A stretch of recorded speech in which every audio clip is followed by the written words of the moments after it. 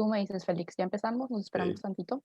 yo creo que esperar un poquito, ya se están sumando ahorita, Ok, tú me dices. sí, Va.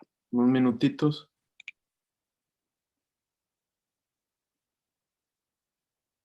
Sí, ya van poco a poco.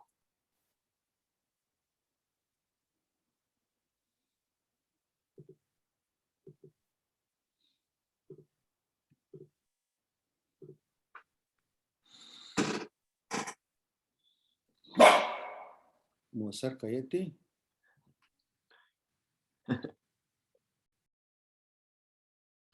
Perdón, en plena clase de Yale el verano pasado, Mozart un día me desconectó el módem. Entonces es lo que hay que hacer. Mozart es la mascota de Casa Monarca.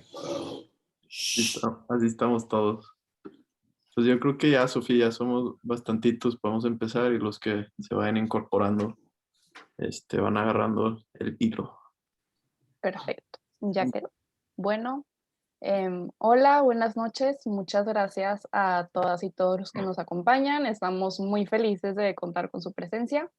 El día de hoy se discutirá un tema que, además de ser sumamente interesante, es de gran relevancia para nuestro país, la protección internacional mediante el refugio, el desafío de la migración en México.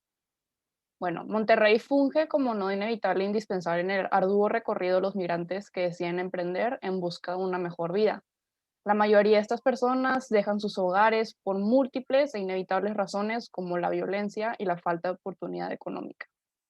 Aunque en México la migración es un desafío constante, dado su cercanía con los Estados Unidos, un país que por años ha brillado como luz de oportunidad y esperanza, lo cierto es que ahora México y particularmente Nuevo León son no solo un lugar de tránsito, sino se han convertido en un destino para las personas que buscan mejorar sus condiciones de vida.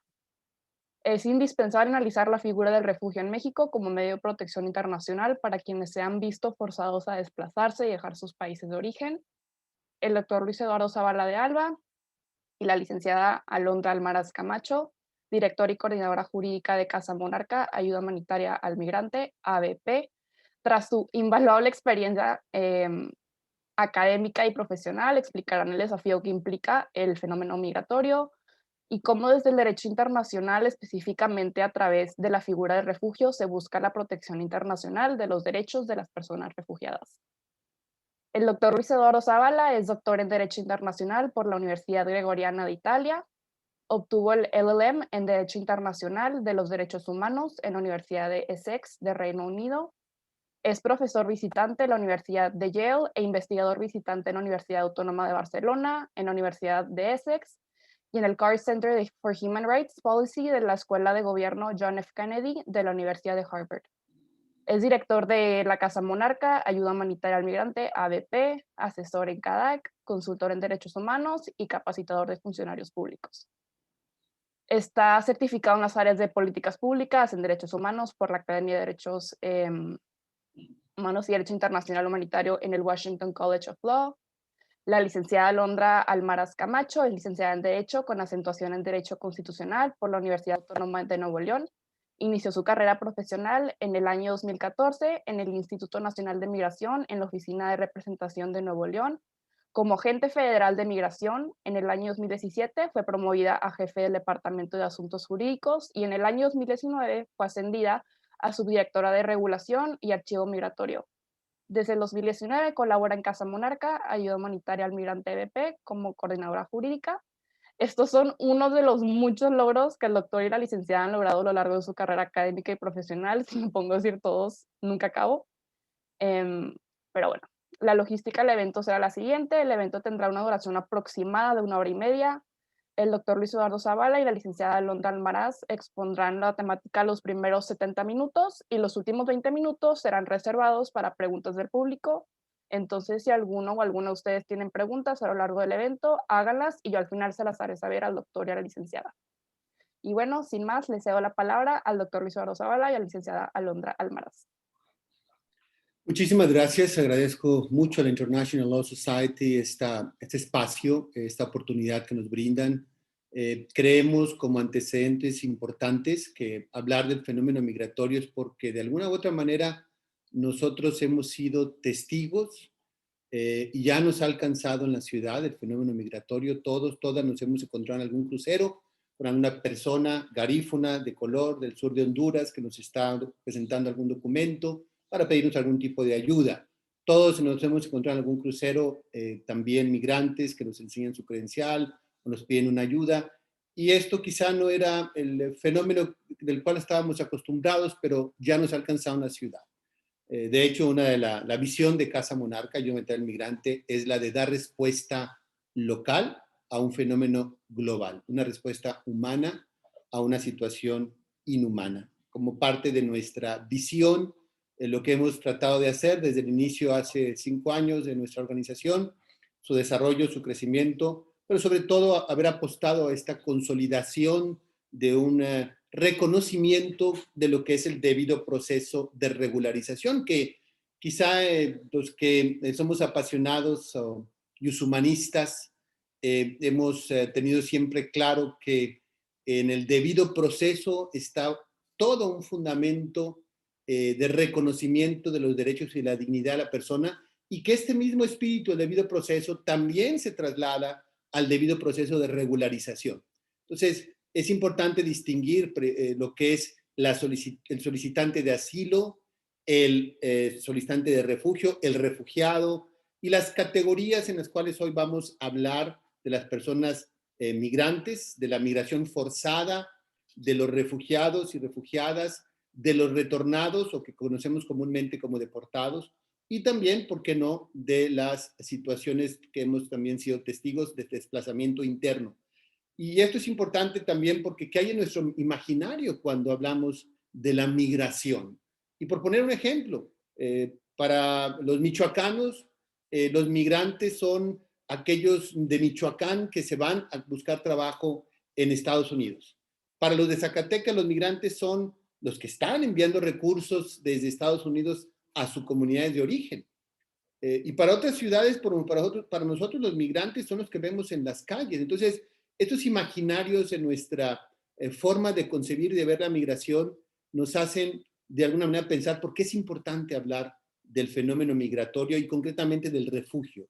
Y esto es algo que también desde el punto de vista del derecho internacional nos abre una perspectiva enorme para ir identificando cómo se van embonando estos tratados internacionales, esta convención internacional, cómo el ensamblaje institucional, por un lado, del derecho humano al asilo, consagrado en el artículo 13 y 14 de la Declaración Universal de Derechos Humanos, y por otra parte, el ensamblaje institucional de una agencia de Naciones Unidas con un mandato que atiende concretamente el fenómeno del refugio. Y hablar también de que el asilo es un derecho humano que está consagrado en la Declaración Universal y en los pactos internacionales y ahora en nuestra Constitución, del que voy a hablar ahorita porque creo que es fundamental, a que estamos a 13 semanas de celebrar el 10º aniversario de la reforma constitucional en materia de derechos humanos, y del cual quisiera también hacer alguna referencia que considero fundamental para ir entendiendo por qué este proceso de evolución nos ha llevado a entender el fenómeno por un lado del asilo y por otro lado el refugio, y cómo la Agencia de Naciones Unidas para los Refugiados, conocido como Alto Comisionado de Naciones Unidas para los Refugiados, ha llegado aquí a Monterrey y ha establecido una oficina, por ejemplo. Entonces, en estos imaginarios es importante, y yo quisiera poner como antecedentes estos elementos que nos ayuden a entender y a motivar mucho nuestro conocimiento del derecho, y partiendo también de una realidad. Todos los que nos están viendo, que están o que son estudiantes de derecho, ninguna ha llevado derecho migratorio en la facultad. ¿Y cómo es posible que no se enseñe el derecho migratorio en un contexto que en Casa Monarca hemos dejado de llamar crisis y nos hemos alineado un poco a la reflexión de lo que es mejor el desafío de la migración que nos ha alcanzado, y que por eso es fundamental entender y reconocer un marco de protección jurídica basado en el debido proceso de regularización? Y también el fenómeno como tal es complejo, y en esta complejidad tenemos que identificar que hay muchas situaciones políticas y de politización del fenómeno. Todos los días estamos escuchando noticias en los medios, y todos los días los imaginarios de la migración, de acuerdo al flujo constante, van presentando enormes retos y desafíos para la implementación de este debido proceso. Por eso, en este contexto, Yo quisiera comenzar, y si me dan oportunidad de compartir pantalla. Creo que ya la tiene habilitada, doctor. Perfecto. Listo. Muy bien. Nomás me fui a la última. Ok. Muy bien, entonces el tema que nos ocupa hoy, del cual agradezco enormemente la invitación, es la protección internacional mediante el refugio, la protección internacional de un estatuto jurídico llamado el refugio, y por qué se convierte este estatuto jurídico en un desafío para la migración. Entonces, quisiera con ello, bueno, pues comenzar con algunos presupuestos que son fundamentales. Decía, ¿de dónde surge el derecho migratorio? ¿Sí? Surge de la Declaración Universal de Derechos Humanos, artículos 13 y 14, el reconocimiento de la identidad, y sobre todo porque cuando hablamos de derechos humanos estamos hablando de que las migraciones también son inherentes a la persona humana. Estamos reconociendo una dignidad de la persona que está migrando, que está en tránsito y que en un contexto de retos y desafíos, hoy como nunca ha aumentado considerablemente el flujo migratorio en el mundo. No es una situación exclusivamente de México, es una situación trilateral entre Estados Unidos, México y Canadá, es una situación entre África y los muchos migrantes que desean llegar a Europa, y que el mar Mediterráneo se ha convertido lamentablemente en un cementerio para muchos embarcaciones que han quedado o que han encallado en este mar por la simple y sencilla razón de quienes buscan una mejor condición de vida. Y las mismas situaciones y que más conocemos también en torno como ha sucedido en Siria, y que llevamos 10 años de un conflicto de Siria que llevó a Alemania también a un fenómeno muy importante de reconocimiento del refugio, del cual voy a hablar más tarde. Entonces, estamos hablando de la Declaración Universal de Derechos Humanos como punto de partida, de la Convención Americana, de el elemento, lo que decía ahorita, el Estatuto de la Convención de Ginebra del 51, el Estatuto de los Refugiados, porque ahí se establece, del cual vamos a hablar, también un proceso de construcción institucional de Naciones Unidas, con la única finalidad de intención de, en la posguerra, empezar a dar reconocimiento jurídico a quienes debieron huir de sus países desde la reconstrucción a buscar mejores condiciones de vida. Desde 1951 que surge esta convención internacional, del cual 149 estados son parte, y que además, valdría la pena identificar, sobre todo el derecho consuetudinario, el refugio se ha constituido ya, independientemente de que se haya ratificado o no la convención, como un derecho consuetudinario el refugio. Por eso también es importante identificar otro elemento, que es el protocolo de 1967 de este Estatuto de los Refugiados. Este protocolo, como su nombre lo indica, o sabemos por el derecho internacional público, el protocolo es una forma de hacer las cosas. La comunidad internacional maduró desde el 51 al 67 a buscar cómo identificar y aterrizar ese estatuto jurídico internacional, por lo que significaba también un elemento intrínseco en los países para, a partir de su política migratoria, determinar o no si tal persona se le puede conceder el estatuto de refugiado, ¿no? Y también en últimos tiempos, y creo que también es importante mencionar, la International Bill of Rights for Migrants, los derechos de los migrantes que veremos a continuación. Y otro elemento importante, el derecho migratorio, que tiene en un contexto de implementación de políticas públicas, 23 objetivos están contenidos en el Pacto Mundial para una Migración Segura, Ordenada y Regular. Casa Monarca estuvo entre las 150 para la firma de este pacto. Fue muy gratificante ver a Angela Merkel ovacionada durante 4 minutos por los países que estuvieron presentes. Recordarán ustedes, por iniciativa del presidente Trump, 17 países que en un principio comenzaron el proceso con las Naciones Unidas de ser parte de este pacto mundial para una migración segura, ordenada y regular. Por presiones políticas, Estados Unidos, desde la presidencia de Trump, empezaron a amenazar o a solicitar o a chantajear a la comunidad internacional para que no firmara o fuera parte de este pacto. No obstante, la comunidad internacional, los países de la Unión Europea y muchos otros países con experiencia previa en el refugio se dieron cita en Marrakech y establecieron 23 objetivos, de los cuales estaremos también reflexionando en torno a este pacto, ¿verdad?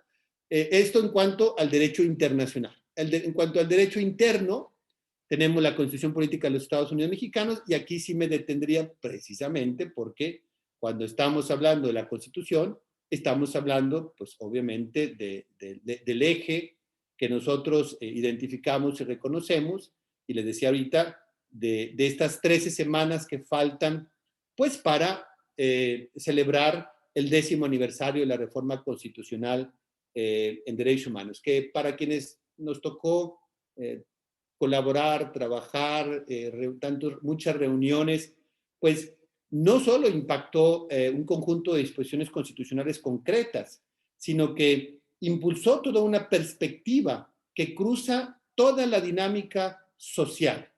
La hondura que va más allá de normas específicas presentó en esa reforma un imperativo ético de que hoy todas somos sujetos de derechos. Y eso es algo fundamental porque inclusive, como ustedes recordarán, trasladó esas famosas garantías a ahora hablar estrictamente de derechos humanos. Dejar atrás a Burgoa para comenzar precisamente con el reconocimiento de perspectiva de derechos humanos. Empezó a hablar del Human Rights Based Approach, es decir, de esa perspectiva en derechos humanos, una forma de relacionarnos como sociedad con respecto a las autoridades. Recuerdo muy bien cuántas reuniones y discusiones tuvimos simplemente para ese artículo segundo de identificar a los ámbitos del Estado, si eran los tres o si eran a partir de lo federal, lo local y lo estatal. Pero lo cierto es que empezamos con esa reforma constitucional a identificar que los derechos se ejercen de manera indubitable, salvo excepciones muy puntuales, se exigen, ya no constituyen dádivas del Estado, ya no son concesiones desde el poder o recompensas a lealtades o afinidades políticas. Significó la reforma constitucional todo un trabajo legislativo para implementar políticas públicas. A partir de esa reforma constitucional viene un proceso de construcción de políticas públicas. Acabamos de presentar en días pasados el segundo libro sobre políticas públicas de derechos humanos en México, en el Instituto de Investigaciones Jurídicas, precisamente porque empezamos a ver que era importante, a partir de esta reforma constitucional, erradicar la violencia, las desigualdades en todas sus formas, impartir justicia. Otro elemento fue el artículo 33, que se reformó en el 2011, para acabar precisamente con el lastre de mantener una disposición que negaba el derecho de audiencia a una persona extranjera expulsada en una reforma inacabada, por ejemplo. Y desgraciadamente, esto era una injusticia proveniente del propio texto constitucional. Entonces, en esa reforma nos sumamos con las legislaturas en el Congreso para que cumplieran esta obligación. La falta de garantía de los derechos humanos también se presentó como una misión legislativa, ¿no? Se incorporaron entonces un cuerpo de derechos. Se le dio mayor compatibilidad al derecho internacional de las personas refugiadas. Después de 10 años, la sociedad mexicana tiene la oportunidad de advertir que migrar es un derecho, no como decía Trump, Trump decía que no era un derecho, que era un lujo, que era un requisito. No, es un derecho migrar. Ya que existía el Estado que respete los derechos de las personas migrantes y en su caso reconozca la condición de las personas refugiadas. De entrada, implica que las personas no sean rechazadas en la frontera, y acabamos de tener el cierre de la frontera sur, ¿sí? O devueltas al país en el que su vida o seguridad están en peligro, ¿sí?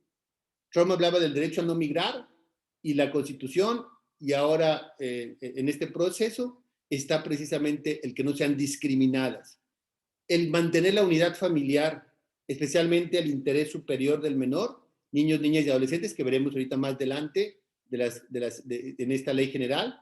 Y bueno, no son obligaciones menores y todas provienen de esta reforma constitucional de derechos humanos que en 13 semanas estaremos cumpliendo 10 años. Por eso es tan importante este proceso de construcción y por qué estamos aquí hablando de un tema de derechos humanos donde está inherente el derecho al refugio, ¿no? La ley de migración, que es una ley elaborada de manera pues, muy hermosa, con un artículo segundo que ahorita vamos a profundizar también. Tenemos el reglamento de la ley de migración, la ley sobre refugiados, asilo político y protección complementaria, el reglamento de la ley precisamente sobre refugiados, asilo político y protección complementaria. Vamos a ver más adelante cómo en México particularmente tenemos una protección desde el punto de vista del refugio que se amplía a nosotros poder reconocer técnicamente esa posibilidad, ¿sí? El que cualquier persona que veamos en la calle y que nosotros le preguntamos por qué saliste de tu país y que nos diga por la violencia, lo vamos a ver que está plasmado en esta ampliación de la ley sobre asilo político y protección complementaria que veremos más adelante. Y por último, y es algo muy actual, la Ley General de los Derechos de los Niños, Niñas y Adolescentes, porque acabamos de tener una reciente reforma constitucional, una reforma a la Ley de Migración, en donde por primera vez en México, y se reconoció a nivel internacional, todos los organismos internacionales le dieron a México un voto de confianza, porque por fin los niños migrantes ya no van a estar en los centros de detención. El problema, como todas las leyes en México, es que hacemos muy buenas leyes, pero luego no tenemos las instituciones para implementarlas. Tuvimos una reunión hace 3 semanas con la directora general del DIF, que estaba un poco molesta e indignada porque no se le había pedido al DIF que participara en esta reforma, y ahorita tenemos enormes problemas en muchos DIFs a nivel estatal y local, que cuando llega migración a decir, no, pues te traigo unos menores porque son migrantes y ya no puede estar en centro de detención, se encuentra con que no hay capacidad instalada para ello.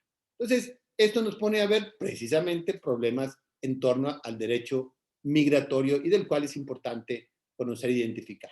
Entonces, cuando hablamos de derecho migratorio, estamos hablando de elementos que son fundamentales, que es el conjunto de normas del derecho público, que regulan el tránsito internacional de personas y el tránsito para reconocerlas como nacionales y extranjeros, que establece condiciones y modalidades de ingreso, permanencia, estancia o salida de personas extranjeras, y que también establece condiciones o modalidades del ingreso, salida, retorno o repatriación. Entonces, esos elementos están contenidos en el derecho migratorio. Muchos de estos elementos se llevan a cabo en el debido proceso, pero otros tienen que ver con imaginarios importantes en torno a cuando una persona se constituye migrante forzado o migración forzada, cuando una persona se constituye como retornado o deportado, como lo conocemos, cuando una persona es apátrida, cuando el Estado no le da esa categoría porque no tiene forma de identificar, porque no hubo un registro civil, cuando ese migrante puede ser reconocido como solicitante de asilo, porque es un derecho fundamental y quizá la puerta de entrada más noble y más sublime que un Estado tiene para garantizar lo que un Estado en conflicto, en guerra, no pudo garantizar: la libertad, la vida y la seguridad de sus ciudadanos, y por eso tienen que huir. Y en este proceso están también estos elementos fundamentales del derecho migratorio. Y lo que les decía, la International Migration Bill of Rights nos lleva a una reflexión, inclusive un tanto, pues diríamos, de la filosofía del derecho, porque cuando hablamos de las personas migrantes y refugiadas como invisibilizadas en sus derechos, esa situación muy particular se refiere a una condición social, el ir en tránsito, el estar migrando, ajena al individuo que lo determina. Entonces, nosotros como juristas nos toca identificar inmediatamente, bueno, que los derechos de las personas migrantes son derechos inherentes y del individuo, pero los derechos de los migrantes, como vienen reconocidos, están hacia una condición social. El derecho supeditado a una condición social cuando debe de ser precisamente al individuo y concretamente a los derechos económicos, sociales, culturales y ambientales. Entonces, todos estos derechos reconocidos, dignidad, incluida integridad física, mental y moral, debido proceso de regularización, pensamiento, conciencia, religión, protección ante la ley, disfrutar en otros países del asilo como derecho humano fundamental, la libertad de opinión y de expresión, el derecho a la vida, Y aquí hay un elemento que es integrador también de dos ejes torales que tienen que ver con el refugio. Uno es el miedo fundado, es decir, una persona sale de su país porque tiene un miedo fundado por su vida. Y en el momento en que sale de su país, solicita asilo. Ese es un derecho humano. Mientras el derecho migratorio constituye o está enraizado en la convención, pero también en la política pública, en la política migratoria que el Estado tiene en cuanto al número de personas que ingresan. Y aquí nos planteamos una serie de interesantes consideraciones. Una, por ejemplo, ¿por qué Alemania recibe 1.200.000 refugiados al año? ¿Por qué Canadá recibe 1 millón de refugiados al año? ¿Por qué Estados Unidos durante la era de Trump redujo de 220.000 a 18.000 y en noviembre del año pasado, cuando todavía estaba Trump, no concedió un solo refugio? ¿Por qué ahorita Estados Unidos se encuentra en una polarización en la política en torno al fenómeno migratorio entre demócratas y republicanos? Pero también es cierto que Biden ha tenido una victoria pírrica. Acabamos de ser testigos de 2.5 millones de indocumentados en Estados Unidos que van camino hacia la ciudadanía, entre ellos los DACA. Y también acabamos de decir que 1 millón de personas del ámbito laboral de los campesinos también van hacia ese camino. Algo que no lograron ni Bush, ni Clinton, mucho menos Trump por su política, y tampoco lo logró Obama, que siendo pues conocido como el deportador en jefe, pues básicamente se refirió a quienes entraban e ingresan inmediatamente y eran a través de redadas regresados a sus países o retornados, mientras que también lo hizo así con la política en torno a este principio de no reconocer el refugio, que estuvo desmantelado totalmente en la era de Trump. Ese es un elemento fundamental, el miedo fundado. El otro elemento fundamental del cual no existe una política pública, ni en Estados Unidos ni en México, es este principio eje fundamental del refugio, el de no devolución o no refoulement. ¿Qué significa esto? Que el Estado no puede retornar o deportar a quien solicita el refugio porque su vida está en peligro en su país. Y de esto, lamentablemente, adolecen nuestros dos países, Estados Unidos y México, en el cual con ese constante flujo migratorio no han construido una política pública de no devolución. El año pasado, el Washington Post, a través de una investigación, identificó 228 salvadoreños que en los últimos 5 años fueron asesinados una vez que fueron deportados de Estados Unidos. Eso convierte al Estado en criminal. No hay, en el caso del gobierno mexicano, hablaremos más tarde de la política de contención. Pero es un principio fundamental, en la no devolución. Los estados están obligados a no retornar sin un debido proceso legal, máximo cuando está la vida en peligro de estas personas. Su nacionalidad, protección de la familia, la salud física y mental, educación, derecho a la cultura y la vida civil y política. Todos estos están integrados en esta condición que desde el punto de vista de la filosofía del derecho no debería ser así, sin embargo, hoy en día es importante reconocerlo. Entonces, ya para entrar al tema muy concretamente de lo que dice el artículo 3 de la Ley de Migración. Se conoce como al individuo, al migrante, como el individuo que sale, que transita o llega al territorio de un estado distinto al de su residencia por cualquier tipo de motivación. Es un artículo muy amplio, pero en todos los casos en los que la decisión de emigrar es tomada libremente por la persona, concernida por razones de conveniencia personal, sin intervención de factores externos que le obligan a ello, aún así se aplica a personas y a familias que van de otro país o región con simple y sencillamente buscar mejores condiciones de vida. Ya eso nos hace ver por qué las Naciones Unidas decidieron integrar en su organización, la Organización Internacional de las Migraciones a partir de 2018. La comunidad internacional decidió que la OIM, que era un órgano independiente, se integrara al sistema de Naciones Unidas y empezar a ver cómo los estados estaban implementando esas políticas públicas o políticas de ingreso, ¿sí? Y el otro elemento que les decía, que es importante, sobre todo porque tenemos una ley de desplazamiento interno, tiene que ver con esos elementos también fundamentales de nuestra consideración. Los desplazados internos o los desplazados externos, ¿verdad? En esta situación son personas forzadas, obligadas a huir de sus hogares como resultado para evitar conflictos, violaciones a derechos humanos y que definitivamente, bueno, son principios rectores de estos desplazamientos que todos conocemos y que están también como mexicanos en nuestras calles. O desplazamientos externos que han tenido que abandonar el país y que se convierten en refugiados de facto. Entonces, también estas categorías es importante identificarlas, porque la OIM les da a ellos este reconocimiento inmediato como refugiados de facto, no tanto de jure, porque no son reconocidos como refugiados según la definición de la Convención sobre el Estatuto de los Refugiados del 51 y su protocolo del 67. Y no pueden o no desean, por razones muy válidas, regresar a su país de nacionalidad o al país de su residencia cuando no tienen esa nacionalidad. Entonces, esto nos lleva a ver que aquí en México, en una consideración meramente técnica, cualquier juez puede reconocer este estatuto a una persona que está en la calle que le preguntas tú por qué saliste de tu país, por la inseguridad, por la violencia, y no necesariamente sin haber pasado por una autoridad como la Comar o como la ACNUR para que certificara, identificara este reconocimiento de su estatuto jurídico como refugiado. Entonces, eso es importante reconocerlo. Y ya yéndonos a esta particular, pues, digamos, identificación de lo que hablamos ahorita, el debido, lo que es el well-founded fear, es decir, fundado temor de ser perseguido por motivos de raza, religión, nacionalidad, pertenencia a un grupo social, ¿sí? Y que por esos temores no puede regresar a su país, que ha huido de su país de origen porque su vida está amenazada, que debido a circunstancias que han surgido en su país de origen, como las actividades que haya hecho, también tiene temores fundados de regresar.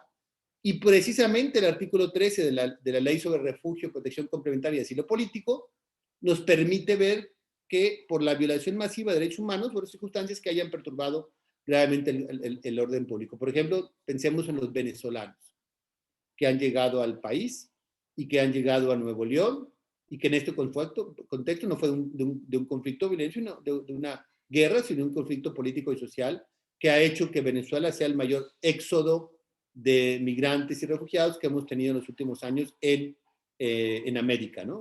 O en Centroamérica, en Sudamérica. Esto es algo que importante considerar, ver por qué hemos recibido a tantos refugiados venezolanos y que el Estado mexicano, por su larguísima tradición de otorgar, de hecho, pues México fue uno de los primeros países en reconocer el refugio aún antes de la misma convención, y esto nos lleva a entender una tradición histórica que hicimos con los españoles, que hicimos en las distintas etapas de nuestra historia por quienes llegaban al país porque venían huyendo de la violencia o de la situación política de los estados. Entonces México amplió hasta Cartagena más 20 todos estos derechos contenidos en lo que se llama, el miedo fundado, ¿verdad?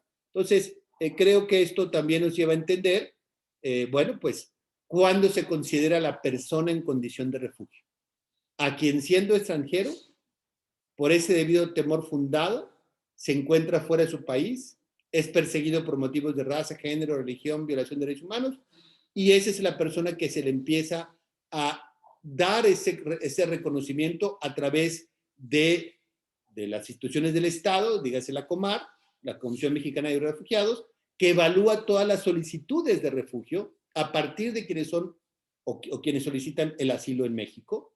Y que, bueno, también nos ponemos, como decía ahorita, los números a ver por qué creen ustedes que en México alcanzamos 75,000 casi solicitudes de refugio en diciembre por la Comisión Mexicana de Refugiados, y por qué Estados Unidos ahora con la era Biden ha aumentado a 200,000, y por qué Canadá y México Canadá y Alemania han recibido más de 1 millón de refugiados. Esto nos lleva a entender que el fenómeno hoy más que nunca resulta importante, trascendente, fundamental, y bueno, nos hace reconocer de qué forma vamos a atender esta situación hoy. Y sobre todo porque nuestra ley, el artículo 13, decíamos esta protección complementaria.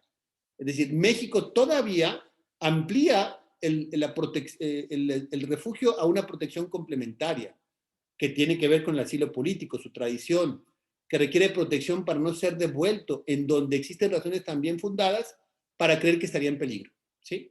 O de sufrir tortura. Entonces, lo que hace el orden jurídico mexicano a partir de esta consideración de la reforma constitucional y lo que eventualmente seguirá en su tradición histórica y política, es ampliar lo más posible la protección a las personas. Y esto nos lleva a identificar, a reconocer, bueno, y si verdaderamente México tiene esta ley tan bien elaborada, tan fundamentada en los derechos humanos, ¿por qué esta política de contención que nos lleva a ver ahora que cierran la frontera sur y que, vamos a ver ahorita más adelante, nos lleva a entender un proceso de militarización del Instituto Nacional de Migración y de muchas áreas del Estado y ahora precisamente en este fenómeno migratorio? Bueno, ya hablé demasiado, yo me emociono en estos temas y ya quisiera dejarle el espacio a la licenciada Alondra para que nos platique un poco ella sobre estos contextos y nos dé ese enlace con esta comprensión de derecho migratorio. Adelante, Alondra. Perdón por interrumpir. Gracias, doctor. Sí, Súper rápido. Sí, nada más para avisar que los que vayan teniendo preguntas, acuérdense que las pueden poner en la sección de Q&A. Ya, una disculpa, licenciada Alondra. No, no hay cuidado. La verdad es que yo voy a hablar un poco más quizá como estudiante de derecho, ¿no? Como colega. Y parte de lo que nosotros queremos transmitir con esta presentación es lo complejo del fenómeno migratorio, ¿no?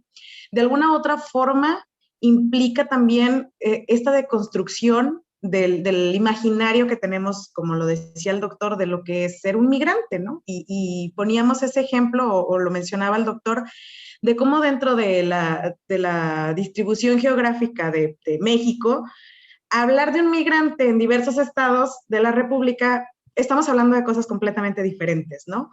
O de imaginarios, o de asociamos la palabra migrante a cosas completamente distintas. Y es parte también de lo que es el derecho migratorio. Durante mucho tiempo, me incluyo porque como hemos venido reiterando en la carrera, en ninguna parte de nuestra formación académica vemos precisamente el derecho migratorio y lo que implica. Hemos asociado o hemos normalizado el derecho migratorio precisamente con la parte central de este esquema, que es el ingreso irregular, ¿no? Y asociamos el ser migrante con ser una persona que ingresó al país de forma irregular, pero no es así. Lo cierto es que es aún más complejo. Yo le decía al doctor, es que tengo 6, 7 años trabajando ya en derecho migratorio o muy cerca, y yo siempre siento que cada vez se vuelve más complejo y más complejo y más complejo, y cada vez vemos más cosas y vemos temas que antes no veíamos, y todo se va haciendo un poco más complejo porque a medida que nos vamos adentrando, que nos vamos sumergiendo en el propio fenómeno, pues vamos notando todo lo que esto conlleva, ¿no? Y para mí esta era es una forma muy gráfica de compartir con ustedes lo que es el derecho migratorio. Derecho migratorio habla también del ingreso regular, de las personas que trabajan en Ternium, de las personas que trabajan en Cemex, de nuestros profesores académicos que vienen de otros países. Ellos también forman parte del derecho migratorio. ¿Y cuál es muchas veces, o la mayor parte de la situación, o de la circunstancia que motiva las migraciones? Pues es la perspectiva laboral, ¿no? El buscar una experiencia laboral diferente o buscar una mejor condición de vida. Y eso también va ligado precisamente al ingreso irregular, ¿no? ¿Qué buscan las personas de nosotros? ¿Qué quieren las personas de nosotros como organizaciones de la sociedad civil, como sociedad?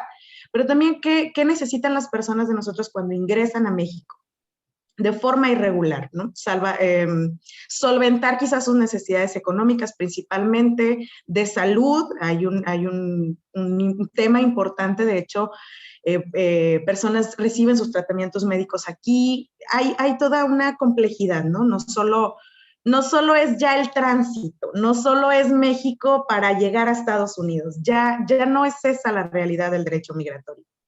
Pero también va muy de la mano con la comisión de un delito, que es el tráfico y la trata de personas. Ojo, la migración no es un delito, recordemos que es una falta administrativa. Y el derecho migratorio, de manera supletoria, se aplica a la Ley Federal de Procedimiento Administrativo. En ningún momento es un delito migrar. ¿Qué sí es un delito? El tráfico y la trata de personas. Los traficantes, los tratantes, es lo que conocemos nosotros como polleros, lo que conocemos nosotros como coyotes, ellos cometen un delito. El delito es transportar, alojar a personas en situación irregular, evadiendo puntos de control migratorio mediante una remuneración. Y finalmente tenemos esta parte del eslabón o esta parte del escenario que es el refugio. Pero lamentablemente el refugio también muchas veces se ve tentado las personas refugiadas a caer precisamente en estas redes de tráfico y de trata de personas. Y creo que esa es parte de la complejidad, ¿no? Porque ahorita lo veremos más propiamente. Hemos explorado la parte del derecho internacional, del derecho interno, y encontramos que todo está armonizado de manera perfecta, ¿saben? Todo cuadra, todo está muy bonito en papel, todo está contemplado. Pero entonces, ¿qué es lo que está pasando en la realidad? ¿Por qué sigue habiendo tráfico de personas? ¿Por qué sigue habiendo trata de personas? Entonces, doctor, por favor. Y eso es precisamente lo que nos preocupa con esta política de contención que se ha convertido quizá en una forma en que el gobierno mexicano se ha acercado o ha visto la migración. Esto es algo que nos preocupa. Aunque tenemos una política migratoria muy consistente desde el punto de vista del ordenamiento jurídico, vemos una incongruencia entre la política migratoria y la aplicación de la ley. Si ustedes ven esta fotografía, es muy interesante. Están mezclados ahí agentes migratorios con la Guardia Nacional. Después de la presión de Trump por los aranceles en marzo del 2019, ustedes recordarán, ante esta presión, Trump obligó al Estado mexicano a detener hasta el 67% de los migrantes que llegaban a la frontera. Esto llevó a que 65,000 migrantes se establecieran en las 8 ciudades fronterizas, y que ahora que el gobierno de Biden empezaron a reactivar por una cuestión de su política más humana, más congruente con los derechos humanos, sin embargo, con este doble rasero que lamentablemente existe entre los estados, presionando al gobierno mexicano para que ya no ingresen al territorio norteamericano o no desborden la frontera como estuvieron haciendo mediante el programa del MPP, o Migration Protocol for Migrants. Esto también es la incongruencia con el Estado mexicano y esta política migratoria a la hora de la aplicación de la ley. Tenemos un artículo segundo que, si ustedes le leen de la ley de migración, está en términos de defensa y protección de los derechos humanos. Un servidor es consejero ciudadano del Instituto Nacional de Migración, y créannos ustedes, verdaderamente las veces que nos hemos reunido con el comisionado, que nos ha dicho que respetan los derechos humanos, sin embargo nos vemos rebasados en las situaciones, las visitas que hemos hecho a los centros de detención, de cómo los migrantes son tratados verdaderamente no como un contexto de tránsito, destino, retorno, en el que es México, ciudad o de refugio, y te voy a hablar sobre eso, sino el fenómeno migratorio simple y sencillamente para el Estado es un problema de seguridad nacional. Nos preocupa porque el mes pasado Nuevo León fue el 20º estado en tener como titular de la representación internacional de migración a un militar. Si en 20 de los 31 estados hay militares, como hay ya en las aduanas, pues el lenguaje más claro es: el asunto de la migración es un asunto de seguridad nacional. No es un asunto de seguridad humana, en donde protegemos los derechos colectivos de la persona en tránsito, reconocemos el papel que llevan para enriquecer las sociedades, ¿no? La impunidad y la red de tráfico es lo que ha hecho que esta política de contención, porque el migrante desesperado va a buscar al coyote o al pollero que le va a dar 3 oportunidades por llegar a Estados Unidos, y que ahorita le va a decir el coyote o pollero al migrante: mira, ayer salió en el periódico que hoy salió en el periódico que van a alojar a los migrantes que están en proceso de reconocimiento en hoteles. Ante los 1,000 personas que encontraron el viernes como indocumentados en tránsito en Estados Unidos, se los llevan a Canadá, porque ahí hay mayor desahogo de funcionarios para poder procesar toda la cantidad de solicitudes que hay. Un sistema desmantelado en Estados Unidos por Trump para retomar el refugio en Estados Unidos, pero en un proceso de mucha, digamos, de una reconstrucción de esta institución del Estado, que no va a ser pronto, pero que los coyotes o polleros ya están presentes en ese tráfico de personas. Todos los días encontramos en los medios de comunicación algún tráiler de doble fondo o que traía migrantes y que por ello estaban trasladados por el tráfico. No se abre una carpeta de investigación, no se configura en delito, no se les da el reconocimiento como víctimas, y el Estado simplemente los deporta o los retorna, porque eso es lo que tiene que hacer. Precisamente por la impunidad ante las redes de tráfico de personas. Siempre se amenaza al coyote pollero que lleva el camión o la camioneta, pero no se va más arriba sobre quién nos está traficando como red. Después de la droga, el tráfico de personas es el negocio que más reditúa en el mundo, ¿sí?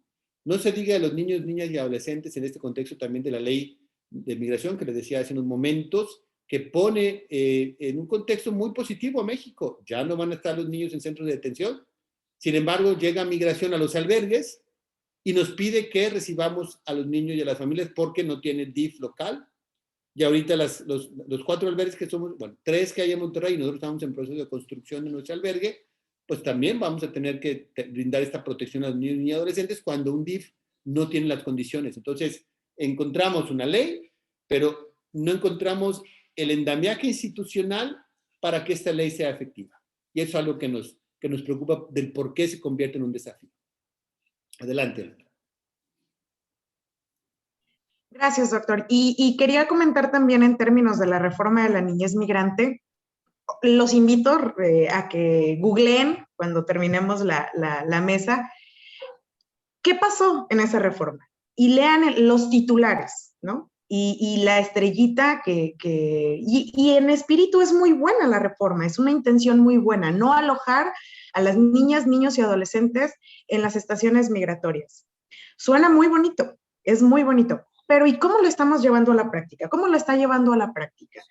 Hace también la ley de migración y su reforma en términos de adecuarse a la Ley General de Niños y Adolescentes, hace el reconocimiento de una figura de la niñez migrante separada, o del menor o del niño, niño, separado. Entonces es muy interesante porque antes solo había los niños, niñas y adolescentes acompañados y aquellos que viajaban solos. Y ahora hace un tercer reconocimiento que pone la palabra separado. Entonces es muy interesante porque da un reconocimiento y da una personalidad jurídica a una persona que acompaña a un niño, aunque no sea su familiar consanguíneo, ni tenga ninguna documentación que acredite su representación, su tutela. Entonces, ¿qué pasa con los niños? Y vean las noticias, vean los medios de comunicación y noten cómo de enero para acá se ha incrementado la detección de niñas, niños y adolescentes. Entonces, ¿qué está pasando con los niños? ¿Por qué se ha incrementado su flujo? Realmente es algo muy interesante que tenemos que ir viendo y que tenemos que ir armando como parte de esta concepción que tenemos del propio derecho migratorio y de la manera que legislan sobre él. Entonces, finalmente estamos participando en una mesa redonda de una universidad de derecho, donde próximamente habrá juristas, habrá magistrados, habrá diputados, habrá senadores, habrá políticos, habrá muchísimas profesiones, y es importante que tengamos esa sensibilidad de saber cómo sumar, cómo aportar desde la parte en la que estamos, ¿no? Como lo decía el doctor, el artículo 2 de la Ley de Migración habla sobre los principios de la política migratoria y es un artículo bellísimo, o sea, en papel está precioso, dice atender el fenómeno migratorio de manera integral, reconocer que es un país de origen, de tránsito y de destino además, facilitar la movilidad internacional de personas salvaguardando el orden, la seguridad, considerar las situaciones o las consideraciones estructurales y las consecuencias inmediatas del porqué de la movilidad y de lo complejo que es la movilidad.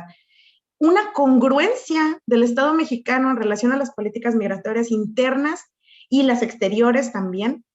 Destacar el principio de la unidad familiar como uno de los ejes rectores de la política migratoria, salvaguardar el interés superior de la niña, el niño y el adolescente, ser hospitalarios y solidarios de manera internacional con las personas que necesitan un nuevo lugar. Aquí particularmente estamos hablando de refugiados y de asilados. En México recordemos que existe esta distinción. Hablamos de una persona refugiada y de una persona que recibe protección complementaria, pero también podemos hablar de una persona que es una asilada política, ¿no? Y el último, que a mi punto de vista y desde mi ejercicio profesional es algo muy interesante, es el reconocimiento de los derechos adquiridos de los migrantes. Y lo dice así tal cual. Y destaca el arraigo, los vínculos familiares, las relaciones económicas, laborales y de negocios. Entonces, estos son los principios de nuestra política migratoria. Están contemplados en el artículo 2 de la Ley de Migración. Y parte de eso nos llevaba a esta filmina. Doctor, no sé si quiera avanzar o continúo. Adelante, adelante. Y era justo esta parte del refugio. Recordemos el tema de nuestra ponencia, el desafío de la migración y el refugio y la protección internacional a través del refugio. Me adelanté ya un poco a leer parte de las preguntas y es algo muy interesante, porque el refugio en México, dice, es el reconocimiento de esta condición, es emitido por la Comisión Mexicana de Ayuda a Refugiados, dependiente de la Secretaría de Gobernación, pero implica un reconocimiento de derechos. Parte de estos derechos que reconoce la condición de refugiado es la reunificación familiar, el acceso al trabajo, y una de esa parte es la obtención de un documento migratorio. Entonces, vámonos un poquito más despacio. El refugio no es una condición de estancia, ¿ok? Es un reconocimiento jurídico. Y cuando una persona tiene ese reconocimiento jurídico, da origen a que tengas el derecho de recibir un documento migratorio que acredite una condición de estancia. Entonces, precisamente, el otorgamiento de la condición de refugiado es un estatus jurídico, no es una condición de estancia, de tal forma que también puede solicitarse el reconocimiento de la condición de refugiado independientemente de la situación migratoria o de la condición de estancia. Y esto a veces nos hace estallar todo lo que teníamos pensado porque veíamos muchas veces al refugio como la solución a la irregularidad, pero no necesariamente tiene que ser así. ¿Qué quiere decir? Que un residente temporal que tiene 4 años aquí en México puede solicitar el refugio cuando haya situaciones y circunstancias en su país de origen que hayan cambiado la situación y que por tanto ya no pueda volver. Y pasó mucho en Venezuela. ¿Por qué? Porque había personas que llegaron a Monterrey, eran residentes temporales, tenían sus documentos migratorios, tenían una condición de estancia, pero ya no podían volver a su país, ya no podían gozar de la protección de su país. Entonces, de alguna u otra forma, estaban varados aquí en México también y dejaron de renovarse sus pasaportes y dejaron de renovarse sus documentos de identidad. Entonces, eso también da origen a que puedan solicitar la condición de refugiado. La cuestión es que nosotros lo hemos hecho o lo hemos normalizado, nos hemos acostumbrado a verlo de forma inversa, ¿no? De las personas que ingresan al país de forma irregular y después solicitan el reconocimiento de la condición de refugiado. Entonces, la parte de la reflexión es justa esta, ¿no? Y pueden revisar, es el artículo 54 en la Ley de Refugiados, Protección Complementaria y Asilo Político, el goce de los derechos que contempla este propio reconocimiento, aunque desde un inicio tenemos una Declaración Universal de Derechos Humanos que dice que podemos gozar del derecho a la salud, del derecho al trabajo, del derecho a la educación, que son derechos que gozamos por el hecho de ser personas, ¿no? Y que no están sujetos a una condición social. Pero la cuestión y la pregunta aquí en Monterrey, particularmente en México también, es el ejercicio de los derechos, ¿debería estar sujeto a un documento migratorio? Aunque ya tengamos un reconocimiento jurídico a través de una figura del refugio. Entonces, es muy interesante y aquí vamos como de más a menos, vamos platicando de qué es lo que pasa en Nuevo León. Y precisamente por eso creo que es, de manera de conclusión, esta parte para dejar espacio a preguntas y al debate. Normalmente tendemos a replicar estos términos de México aquí en Nuevo León, siendo México un país de tránsito, de origen, de destino y ahora de refugio. Bueno, precisamente lo es Nuevo León. Por la cercanía a Estados Unidos, se ha convertido en una ciudad de tránsito, pero no solamente como ciudad de tránsito. De hecho, como les platicaba al inicio, Casa Monarca tiene como visión dar una respuesta local a un fenómeno global. Y no necesariamente todos los migrantes llegan con la intención de cumplir el sueño americano, porque ya hay muchos que llegan a buscar el sueño regiomontano.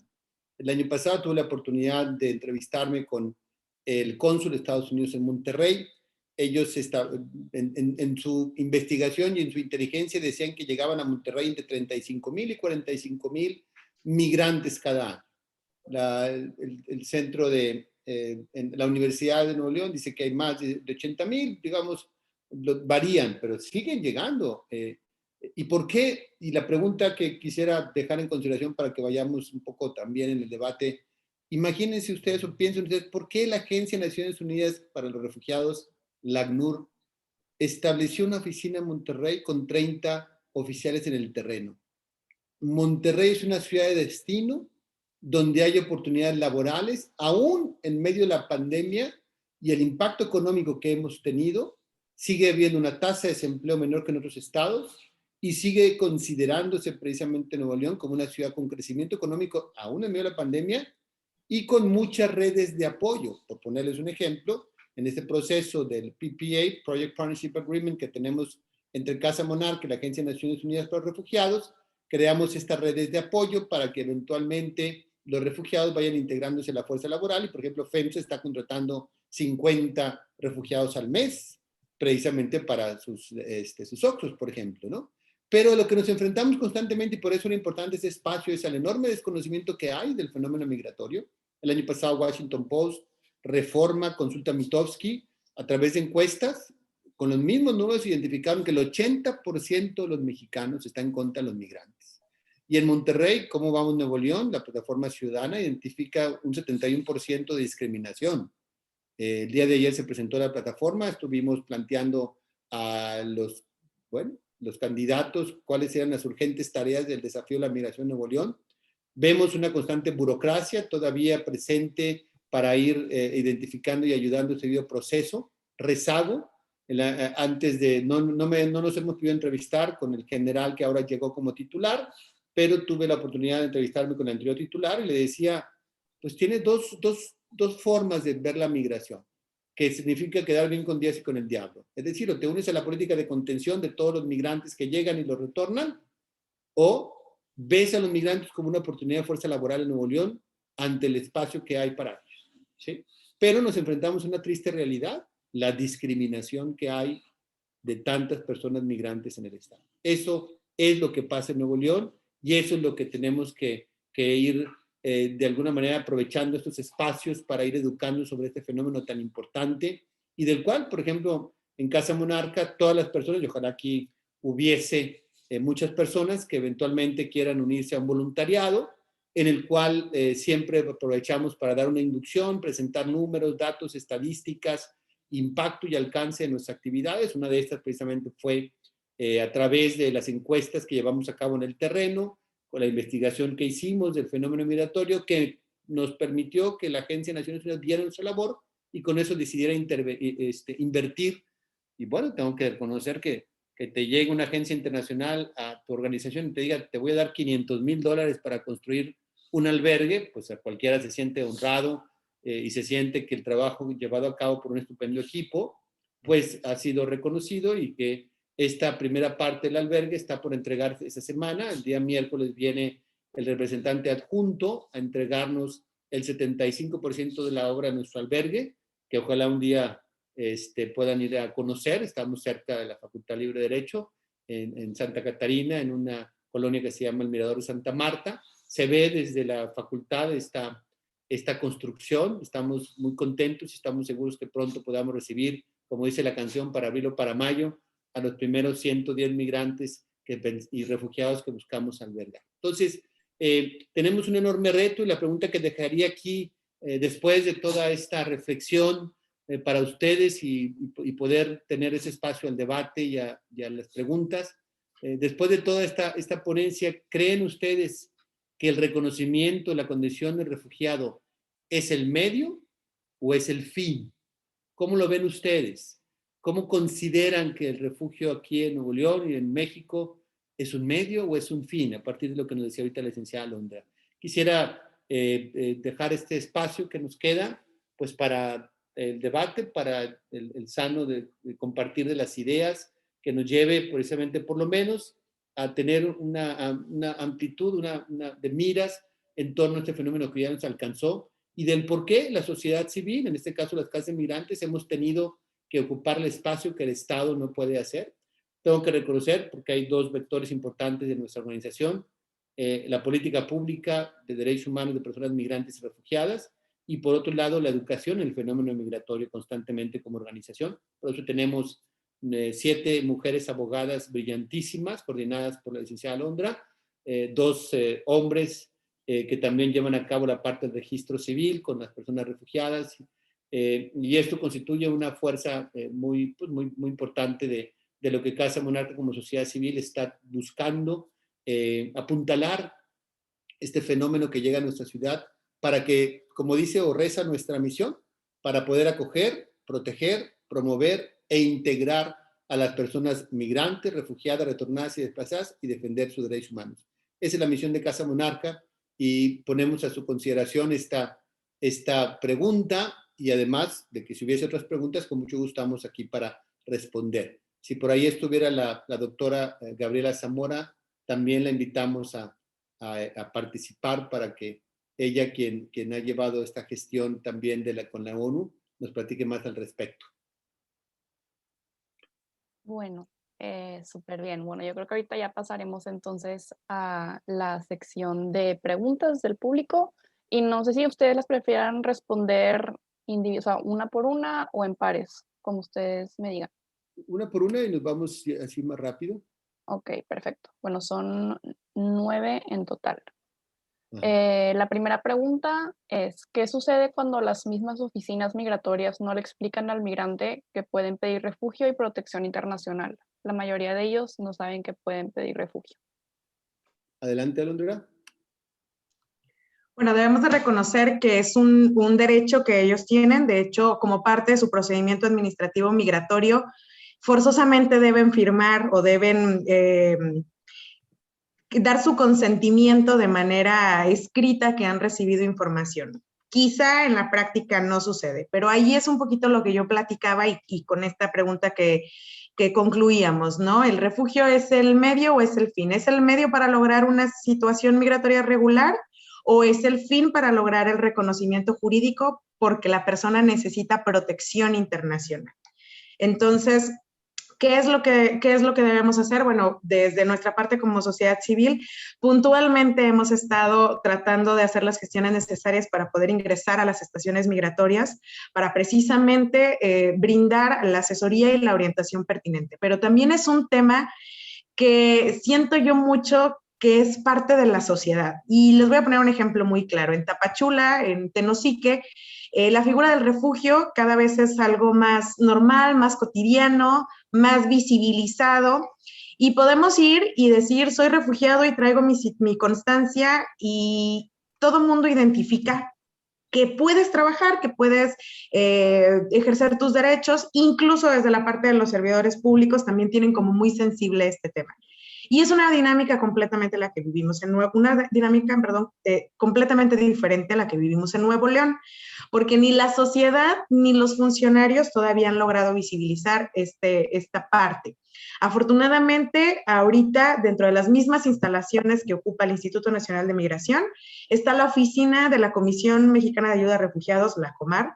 Entonces, ellos de manera muy puntual están trabajando en coordinación con el Instituto Nacional de Migración. Entonces, desde esa parte, de al menos de las personas que están dentro de las estaciones migratorias, pues sí tenemos como un poco de tranquilidad porque la COMAR está muy al pendiente de, pero finalmente el grueso de las personas solicitantes de la condición de refugiado están fuera de.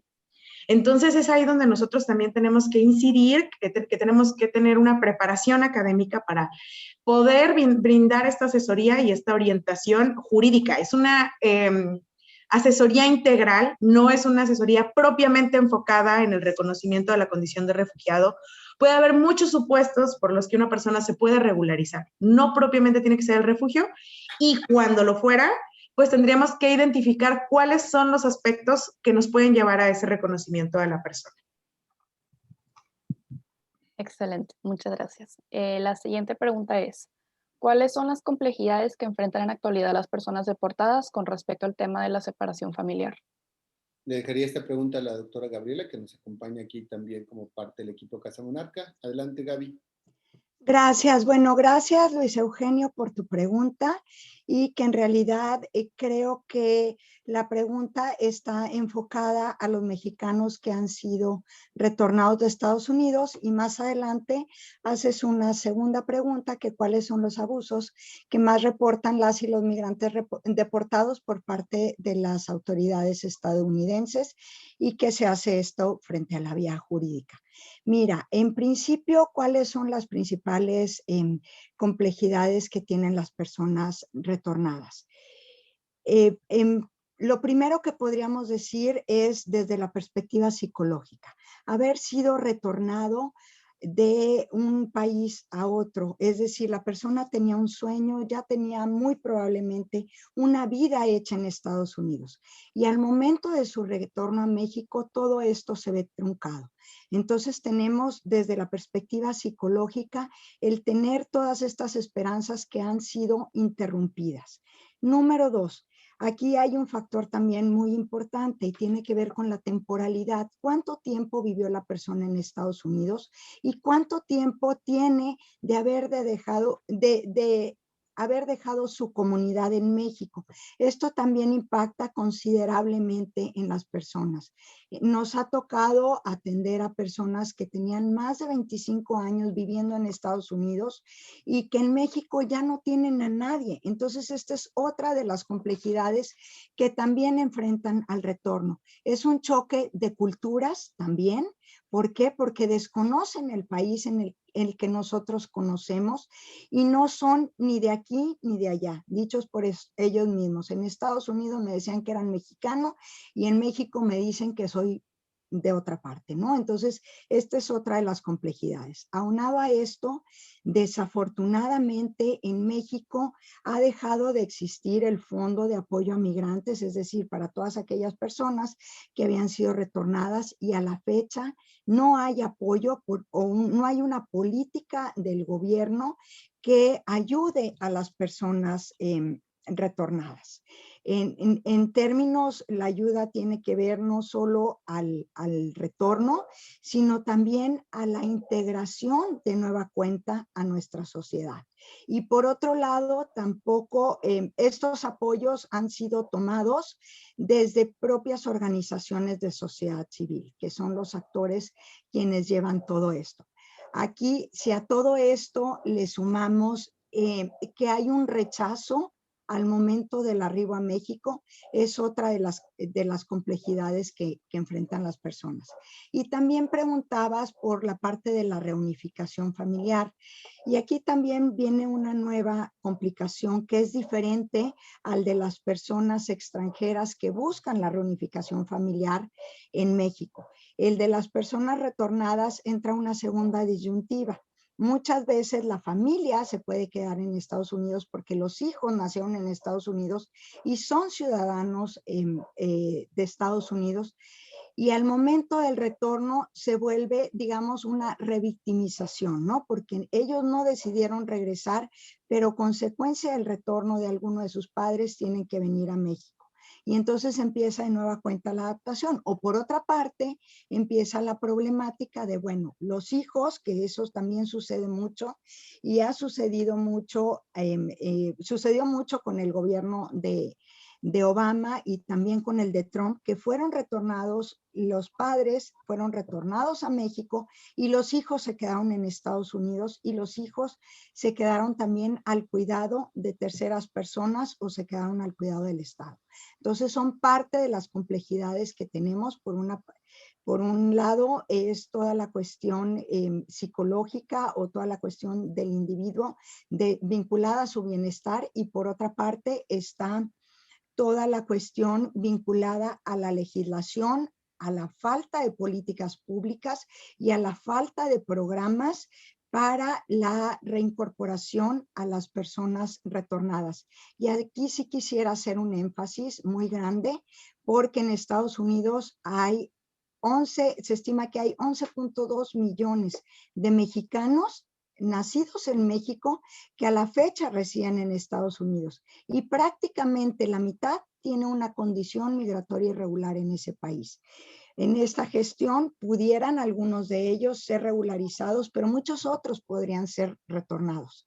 Y si lo vemos desde otro lado, y también la política migratoria mexicana en cierto sentido es incongruente, nos sentimos muy orgullosos de las remesas. Las remesas son la segunda fuente de ingresos en nuestro país. El año pasado se recibieron más de 40,000 millones de dólares en remesas, con un año con todo y pandemia. Nos sentimos muy orgullosos orgullosos de todos los que se han ido, pero tendríamos que repensarle que se fueron porque México no les ofreció las oportunidades. Y adicional a esto, todavía nos mandan dinero y adicional a esto, cuando son retornados, no hay nada para ellos. Gracias por tu pregunta y gracias por invitarnos a replantearnos qué es lo que debemos de hacer para las personas retornadas. Muchísimas gracias, licenciada Gabriela Zamora. Bueno, la siguiente pregunta es de Fernando Gómez y pregunta, en materia de menores no acompañados, ¿cuáles son las políticas migratorias que ha desarrollado el gobierno mexicano en pro de las y los menores además de esta reforma? Adelante, Gaby. Bueno, creo que esta la podemos contestar entre los tres. Miren, en tema de la niñez migrante, el Estado mexicano siempre los ha considerado desde, desde el inicio de la Ley de Migración, que empezó, se legisló en 2011 y empezó en vigor en 2012. Desde siempre tenía su artículo 112, que es donde se contempla la niñez migrante no acompañada, niñas, niños y adolescentes no acompañados, y siempre se ha pensado, y en concordancia con el sistema DIF nacional, ahora CIPINA, que debía de haber una protección para este grupo de la población. Todo esto continúa, a la fecha continúa, y es parte de lo que se ha llevado a cabo. Pero también aquí en el tema de, bueno, que ahora con esta nueva cambio a la ley que muy bien comentaba Alondra, bueno, existe de otras perspectivas este apoyo a la niñez migrante, pero también existe un reconocimiento de una falta de espacios con relación a la cantidad de niñas y niños y adolescentes que tienen que migrar. Pero aquí también el tema de la niñez migrante es otro fenómeno social sumamente complejo, porque la niñez también no solo emigra por las cuestiones de violencia o de búsqueda de empleo, que no debiera un niño jamás estar buscando un empleo, ni debiera de ser considerado como el responsable de la economía familiar. No obstante, sí lo es, sobre todo en los adolescentes hombres. Pero también en todo este contexto hay una figura que poco tratamos y que es muy cierta, y que se llama trata de menores, o muy eufemísticamente llamado menores de circuito, es decir, los niños que cruzan y ayudan a cruzar personas o ayudan a cruzar mercancías y lo retornan. Y este es un problema muy grave que tenemos en México, que es prácticamente no abordado y que también debiéramos de empezar a ustedes, estudiantes de Derecho, que se lo replanteen el cómo deba de ser legislado y cómo deba de ser puesto en la mesa de la política pública nacional.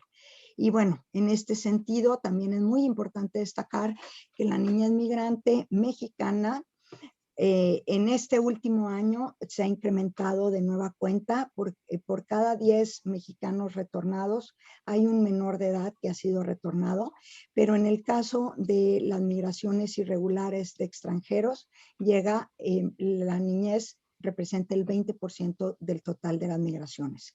Y aquí también hay otro dato muy interesante, si lo desagregamos por sexo. Prácticamente la figura de las niñas y adolescentes mexicanas es muy, muy baja con relación a los hombres. No obstante, en los extranjeros representan casi la mitad. Entonces es otra de las cosas que también debemos de replantearnos. Alondra, ¿quisieras ahondar en algo más?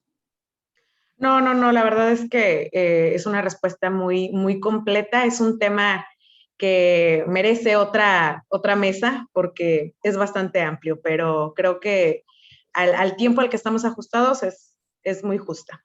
Yo quisiera nada más recalcar lo que acabamos de vivir hace un par de semanas con la propuesta. Nos reunimos directores de casas, el propio procurador de los derechos del menor y también la Secretaría de Gobernación, el propio DIF, con la intención de a partir de esta ley, iniciar un corredor humanitario que llevara a ver a los menores como una prioridad en la política pública a partir de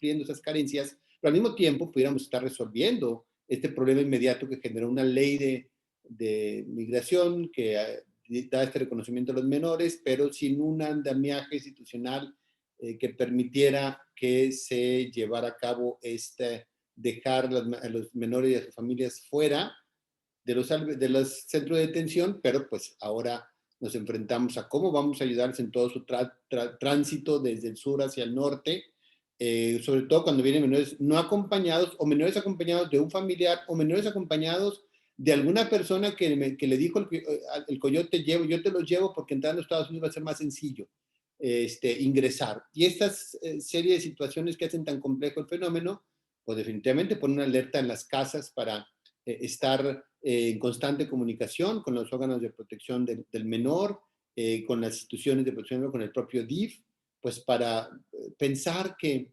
estos menores pueden ser utilizados por sus familias para conseguir una visa o llegar a Estados Unidos, o que estos menores tienen que sufrir todo el proceso psicológico, como decía ahorita la doctora Gaby, de ir transitando. Cuando uno ve a los menores subirse con los padres arriba de un tren y llegar a una casa de migrantes y decirte que viajaron en el tren, unas experiencias muy tristes que recogía un servidor hace un par de semanas de dos familias con niños entre 4 y 8 años que subieron al tren y que me dijeron que en un puente en Veracruz el crimen organizado detuvo la máquina. Durante 4 horas estuvieron pues cobrándoles a los migrantes por haber subido al tren, y durante esas 4 horas dentro de un tren, la máquina encendida, se intoxicaron más de 6 niños que murieron y nadie dijo nada. Simple y sencillamente es de las tragedias que escuchamos todos los días de menores cuando llegan a las casas acompañados de familia o de alguien que es su familia, ¿no?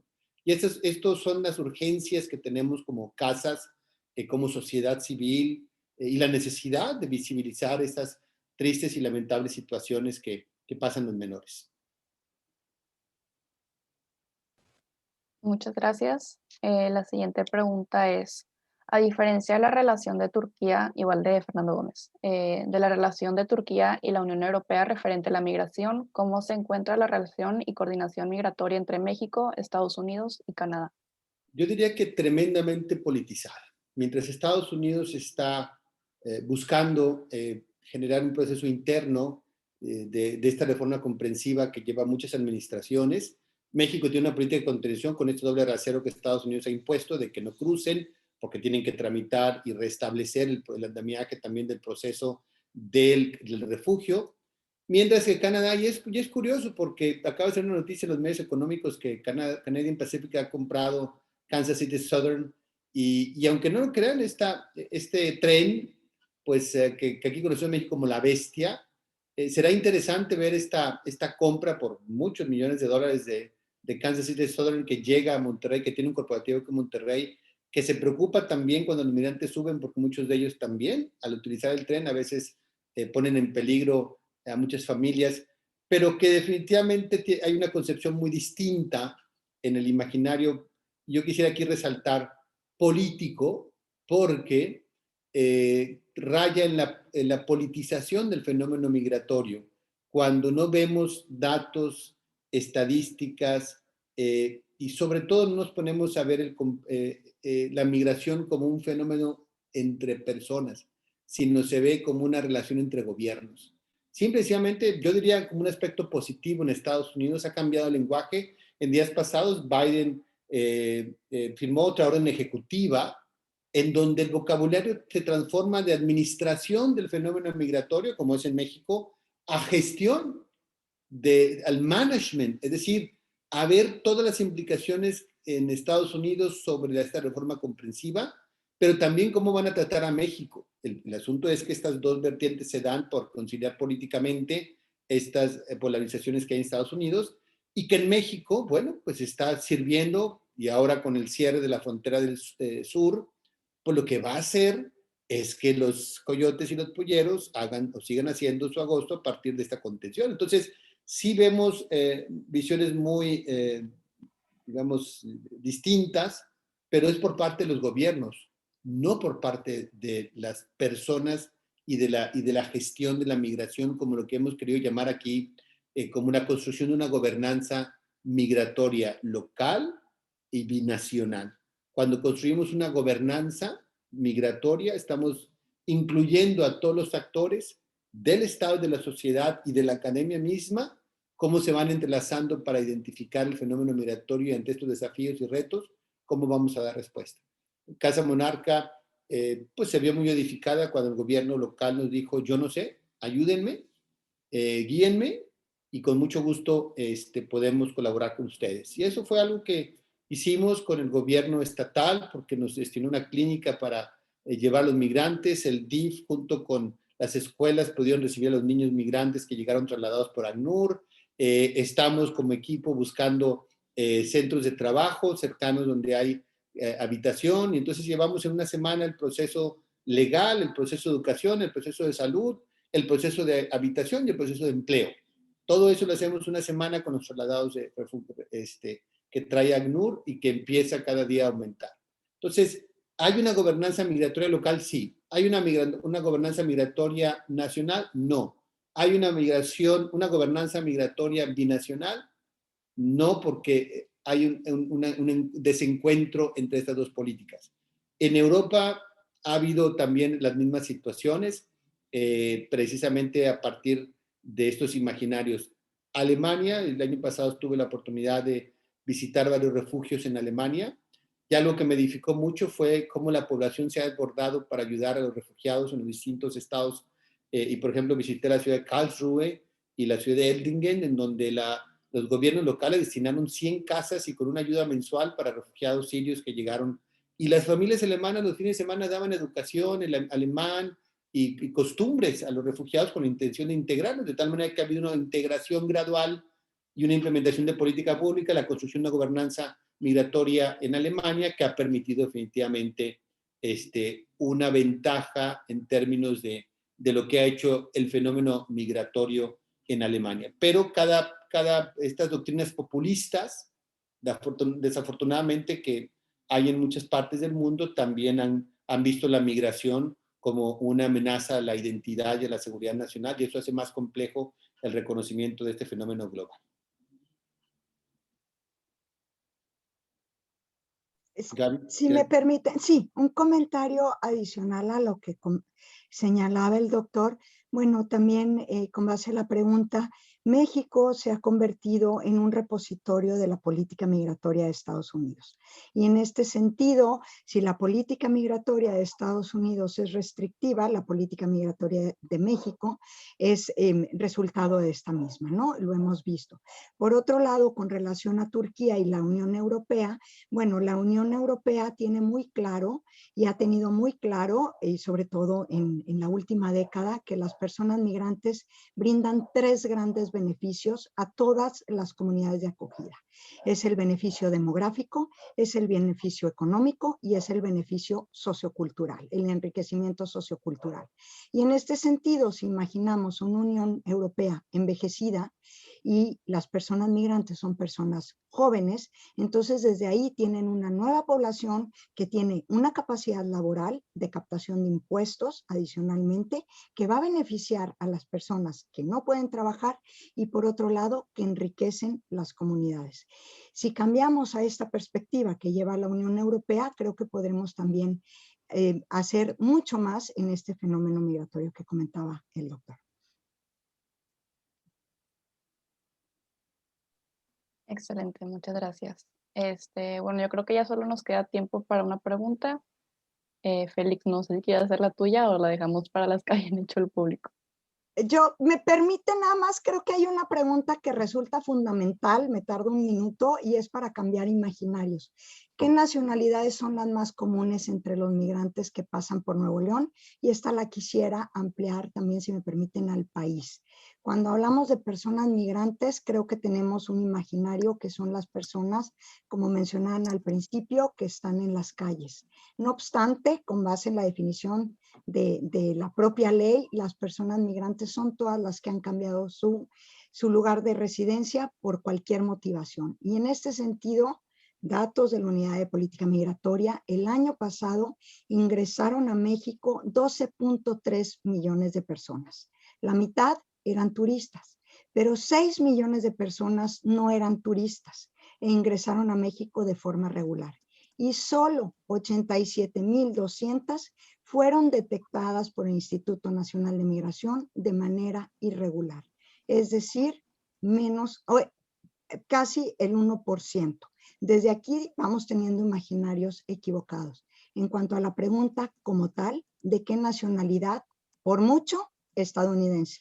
7 de cada 10 personas extranjeras que están en México o que están en nuestra ciudad son nacidos en Estados Unidos. Y menos del 0.5% son personas de Centroamérica. Entonces, creo que esto también nos ayuda a dimensionar desde otra perspectiva el fenómeno migratorio que también tenemos.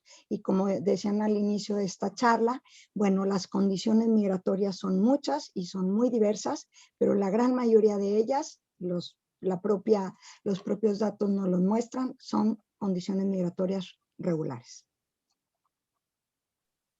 Excelente, muchas gracias. Bueno, yo creo que por cuestiones de tiempo ya no nos va a dar tiempo de contestar las demás preguntas, pero bueno, una disculpa. Bueno, y en fin, le queremos dar las gracias en nombre de International Law Society y la Facultad Libre de Derecho Monterrey al doctor Luis Eduardo Zavala, a la licenciada Alondra Almaraz y a la licenciada Gabriela Zamora por su tiempo el día de hoy. Fue un honor contar con panelistas con tanta experiencia y conocimiento sobre esta materia. Y bueno, en estos días les haremos llegar una constancia y detallito por parte de ILS y la Facultad Libre de Derecho Monterrey como agradecimiento por su tiempo.